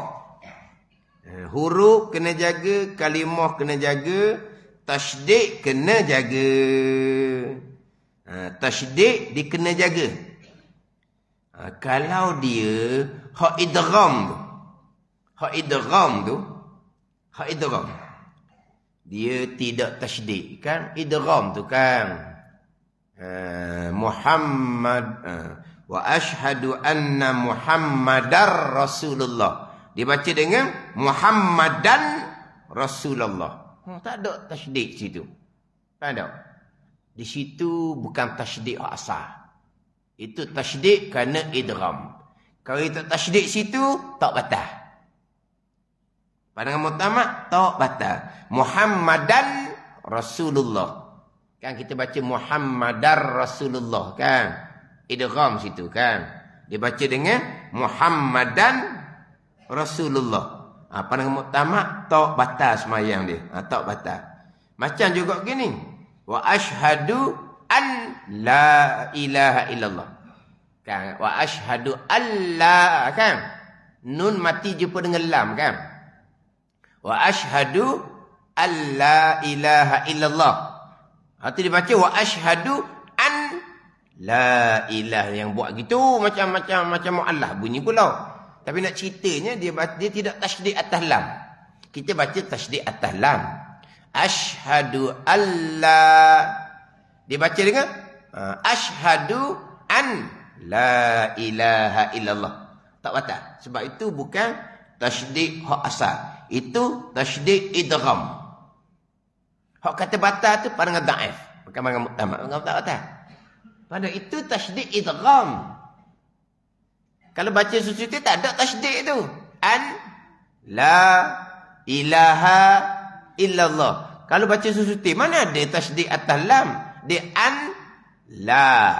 Bahawa tiada. Itu terjemahan dia. Tapi kita baca dengan idgham. Ashhadu alla ilaha illallah. Wa ashhadu anna Muhammadar Rasulullah. Itu dia tidak tasydid. Pandangan muktamad tak batal. Tapi jangan buat gitulah. Bunyi pelik. Hak tasydid yang wajib kena pelihara ni, tasydid hak asal dia. Hak asal tu dia kena jaga tasydid. Sebab tasydid ni menepati 2 huruf. Dia takhfifkan tak tasydid, dia sudah mengurangi 1 huruf. Sebab tasydid menepati 2 huruf. Ketiganya mualat antara segala kalimahnya kalimah tahiyat akhir. Wallahu a'lam.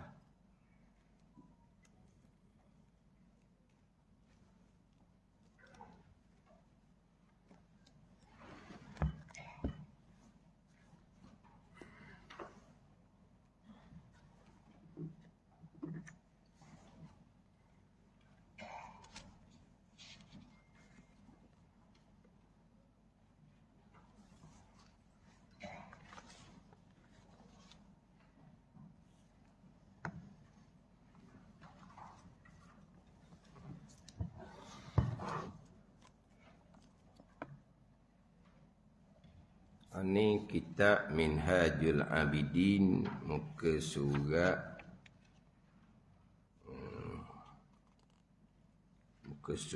7, baris yang ketiga daripada bawah. Muka surat 7, baris ketiga daripada bawah.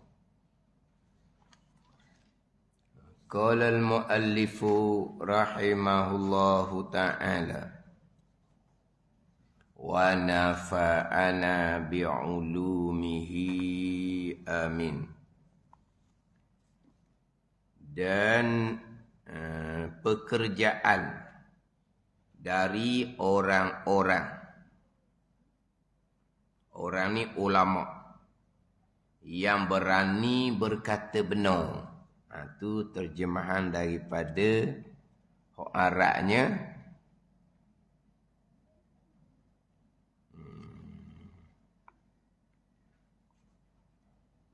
Dia Arabnya wahir fatur rijal. Arabnya wahir fatur rijal. Hirfatur rijal ni pekerjaan lelaki. Itu asal dia. Pekerjaan lelaki. Hirfatur rijal, pekerjaan lelaki. Dia terjemah di sini pekerjaan daripada orang-orang. Jadi ulama diterjemah yang berani berkata benar. Rijal tu orang yang berani berkata benar, diterjemah. Rijal tu lelaki lah. Rijal tu lelaki. Ini sambungan pembicaraan berkaitan dengan ibadah. Pembicaraan berkaitan dengan ibadah. Sebab kitab ni kitab Minhajul Abidin ila Jannati Rabbil Alamin. Perjalanan orang yang mengabdikan diri kepada Allah. Perjalanan kepada syurga bagi Tuhan sekalian alam. Macam mana kau perjalanan orang yang buat ibadat? Ini cerita ni. Sebab itulah ayat yang pertama dalam kitab Minhaj menceritakan ketahui olehmu bahawasanya ibadah itu. Ibadah ni bicara ibadah. Tapi dimulai dengan ibadah itu ialah buah ilmu, hasilan ilmu. Ibadah adalah hasilan ilmu. Buat ibadah turu ilmu. Kalau tanpa ilmu tidak dipanggil ibadah, dipanggil adah. Kalau puasa, puasa adah, bukan ibadah. Kalau baca Quran adah. Kalau tak ada ilmu, baca Quran. Lepas tu dalam khutbah Jumaat minggu baru ni, penekanan Rejab Syaban ni kepada persiapan Ramadan. Apa dia? Kemah ilmu. Ilmu bab puasa dalam khutbah Jumaat baru ni. Ilmu bab semayang. Sebab kita Ramadan nak perbanyakkan semayang. Tingkatkan ilmu bab semayang. Satu laginya, tingkatkan ilmu membaca Al-Quran. Belajar dengan guru yang mursyid, dia kata. Belajar dengan guru yang mahir. Itu dalam khutbah Jumaat baru ni. Maksudnya apa? Sebab Ramadan nak tadarus Quran. Jadi sebelum masuk Ramadan, kemah, persiapan. Dia panggil Rejab Syaban adalah bulan persiapan Ramadan. Ada khutbah. Bulan persiapan Ramadan. Kenapa ni? Siap ilmu fiqh bab puasa, siap ilmu fiqh bab semayang, kemah ilmu baca Quran dengan guru yang mahir, dia kata. Ada ni. Cuma dalam khutbah tu dia tak bicara berkaitan dengan kemah bab iman. Dia tak bicara tu. Dia bicara fiqh puasa dengan fiqh semayang. Lepas tu dia pergi kepada membaca Al-Quran. Mana membaca Quran ibadah ni? Baca Quran menurut ilmu. Bukan baca Quran rasa-rasa. Kadang-kadang tadarus bulan Ramadan jadi tempat kelahi. Tempat kelahi. Tempat balok. Dia nak baca Quran juga, dia tak pandai. Dia baca Quran banyak salah. Orang pun tegur lah. Bila tegur je, dia ni jenis linga nipis orang apa. Linga nipis. Nak marah dia orang tua. Baca sikit tegur. Baca sikit tegur. Dah macam salah. Orang tadarus ni, orang ada ilmu. tegur, tersilap bagi. Tu tersilap. Tersalah. Pandai ni? Ini bukan tersilap, tersalah. Pandai ni? Bukan apa? Salah. Pandai? Bukan salah. Salah. Pandai? Kita tekan kan? Satunya salah. Satunya salah. Mana? Pandai? Salah dengan salah? Salah ni tak sengaja. Salah tak reti. Lepas tu baca salah. Orang tadarus ni hanya tegur hak salah. Kenapa? Hak tersalah. Yelah baca hak awal-awal Al-Baqarah tu comel lah. Tak ada tersalah lah. Naik ala ke tengah-tengah ni go. Banyaklah tersalah. Tapi baca hukum comel. Hak ni tadarus, peran tadarus ni tegur. Tapi bila tak ada ilmu, dia baca salah. Orang tegur, dia marah. Akhirnya orang pun tak mau tegur. Biarkan orang baca salah, berdosa. Akhirnya, hak ada ilmu ni pun berunduk. Biar. Kita tegur, dia marah. Tak tegur kan, berdosa kita pula mungkin dia baca salah. Lepas tu macam mana? Baca rumah, Dah, bosan lah. Ni bosan telinga dengar dia baca tu salah. Macam ni. Dia tak belajar nak tadarus. Tebel-tebel kan dia kata. Kita baca salah bagi kita tak pandai. Tuhan tahu kita tak pandai. Memang Tuhan tahu mu tak pandai. Dan Tuhan tahu mu memang tak mau belajar. Kita baca salah pun kita ikhlas. Kamu baca comel nak nyehu je. Nak nyehu pula orang. Jadi balok masa tadarus.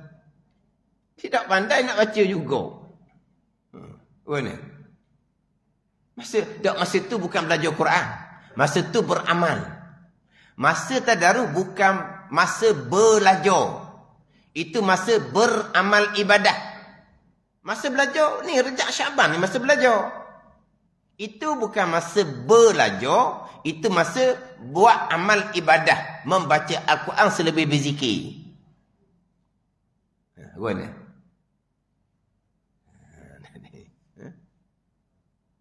Baca salah memang tak belajar lah. Tapi dengar cerita. Tapi dia baca laju. Bukan baca sakar. Mana dia baca sokmo lah tu. Maknanya sebab apa dia berani baca? Sebab dia baca sokmo. Dan memang dia baca pula memang laju. Tak sakar. Kalau orang tak biasa ngaji Quran, dia akan baca tu tersekat-sekat. Faham tak ni? Tak. Dia baca tak tersekat. Memang dia baca laju tapi salah. Pada ni. Mana apa tu? Wa amal ibadah tidak berdasar pada ilmu. Dia belajar Al-Quran, dia belajar masa budak-budak dulu, masa budak-budak dulu. Tu ilmu ngenali betul je. Dia pakai ilmu budak-budak. Dia baca Quran, memang dia belajar. Kalau tak belajar tak boleh baca Quran. Tapi dia belajar tahap nak kenal alif betul je. Maknanya dia belajar masa budak-budak je. Jadi, memada tak baca Quran, pakai ilmu Quran budak-budak. Tak memada. Macam mana dengan semayang puasa? Semayang memada tak dengan ilmu semayang masa budak-budak? Tak. Tambah pula ilmu akidah. Memada tak masa kita belajar masa mengenang-genang mula-mula budak-budak? Tak.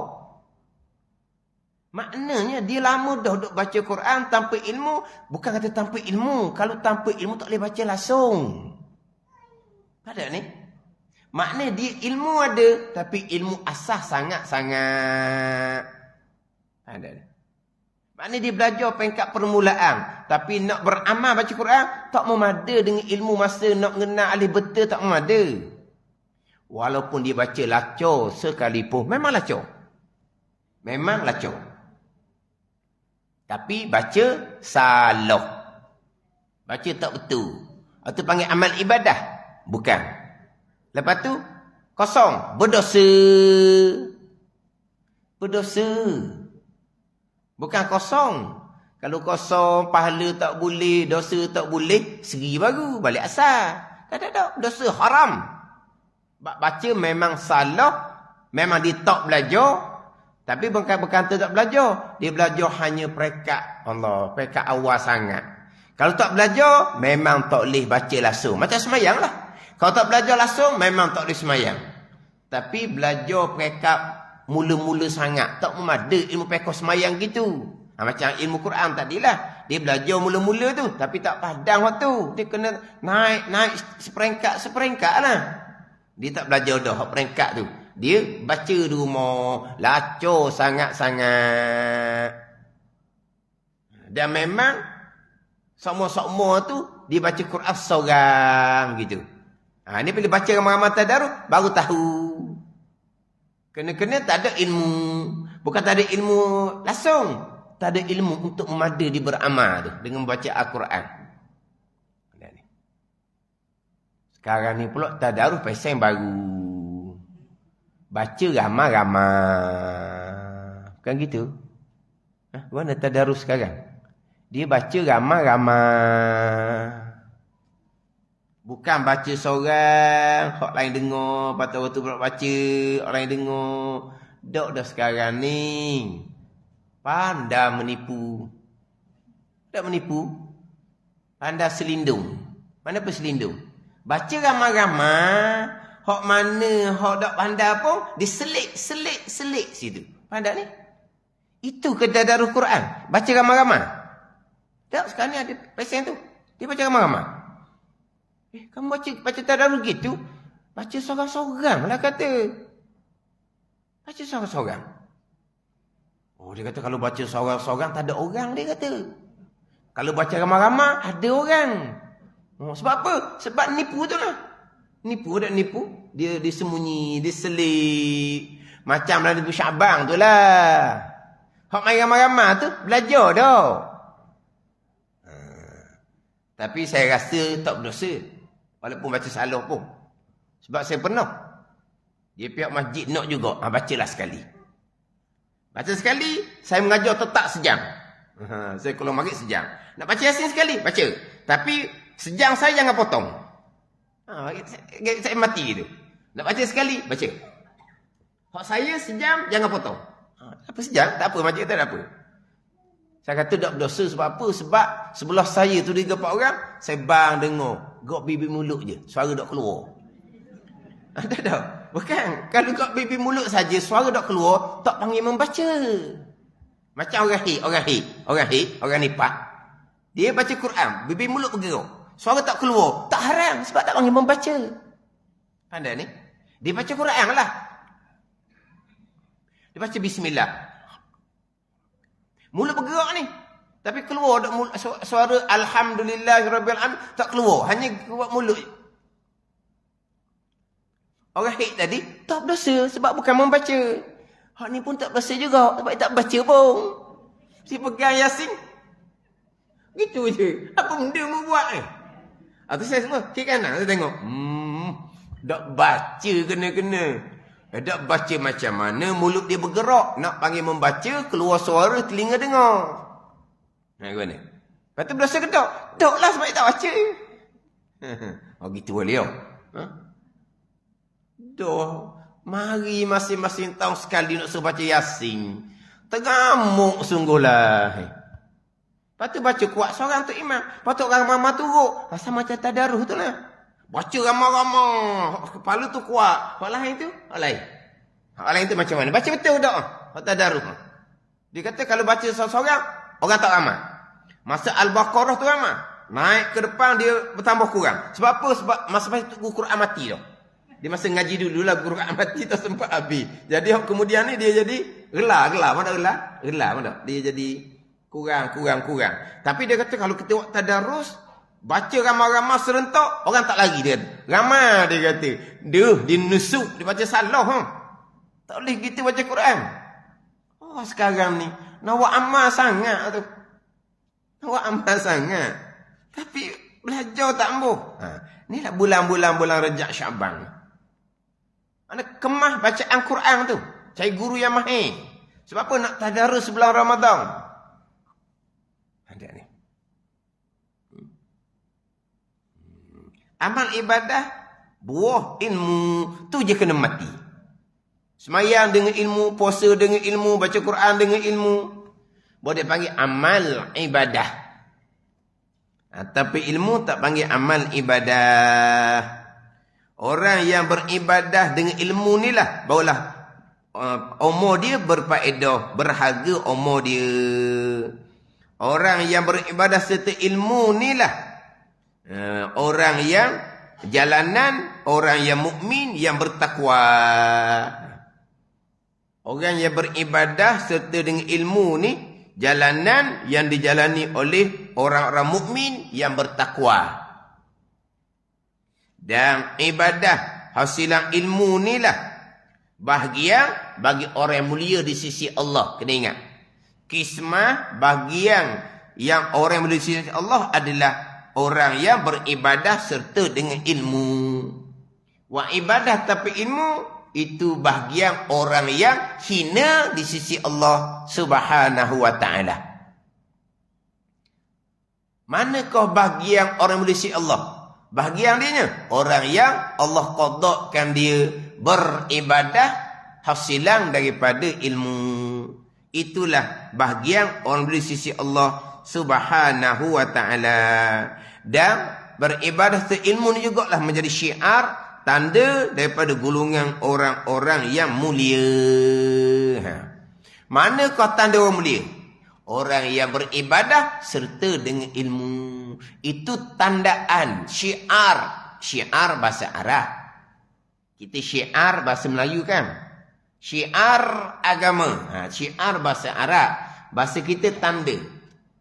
Apakah syiar tanda orang yang mulia di sisi Allah? Orang yang beribadah serta dengan ilmu. Kalau orang tu beribadah tanpa ilmu, itu bukan tanda orang mulia, itu tanda orang yang dihinakan oleh Allah Subhanahu wa ta'ala. Hinalah. Baca Quran tak betul, mulia ke hina gitu? Baca Quran apa macam budak-budak orang tua kan? Baca Quran molek-molek. Kalau dia baca Quran dengan ilmu, itu tanda orang yang mulia di sisi Allah. Kalau baca Quran tanpa ilmu, itu tanda orang yang hina di sisi Allah Subhanahu wa ta'ala. Dan pekerjaan dari orang-orang ulama yang berani berkata benar. Ini pekerjaan orang-orang yang berilmu. Dan ikhtiar, ya kurungan usaha. Dan ikhtiar, mana pilihan. Dari orang yang mempunyai pandangan yang luas. Orang yang mempunyai basirah. Pandangan mata hati yang luas. Pandangan, mana pandangan mata kepala. Dan pandangan hati. Dan pemikiran yang luas. Dan sentiasa berwaspada. Jadi, beribadah serta dengan ilmu adalah pilihan orang yang mempunyai pandangan yang luas. Orang yang ada pandangan yang luas. Pandangan mata, pandangan basirah. Orang yang ada pandangan yang luas, dia akan beribadah serta dengan ilmu. Inilah pilihan orang yang mempunyai pandangan luas. Sebab apa? Pandangan dia sampai ke hari akhirah. Orang pandang sampai hari akhirah ni, dia akan buat ibadah serta dengan ilmu. Ini pilihan orang yang ada pandangan yang luas. Kalau orang pandangan sempit, setakat nak pujian dunia, setakat nak tunjuk atas dunia, dia pun buat amal ibadah. Tak ada ilmu pun, dia tak tahu je. Tapi kalau orang yang mempunyai pandangan yang luas, pandang akhirah, dia akan beribadah serta dengan ilmu. Dia sangat takut membicarakan bab iman. Dia sangat takut membicarakan bab amal zahir dan amal batin. Takut tak betul iman dia. Takut tak betul amal dia. Takut tak betul hati dia. Ini orang yang mempunyai pandangan yang luas. Pandangan mata hati yang luas. Pandang sampai ke akhirat. Dan ia yang ibadah jalan kebahagiaan yang kekal abadi. Wallahu a'lam. Bismillahirrahmanirrahim. Alhamdulillahirabbil alamin. Wassalatu wassalamu ala sayyidil mursalin wa ala alihi wa sahbihi ajma'in. Allahumma ftah alaina futuhal arifin. Allahumma allimna ilma akdamin wa fahimna famas sabiqin warzuqna ruqat talibin. Allahumma zidna ilman wa alhiqna bis salihin. Wa sallallahu ala sayyidina Muhammadin wa ala alihi wa sahbihi wa sallam. Walhamdulillahi rabbil alamin.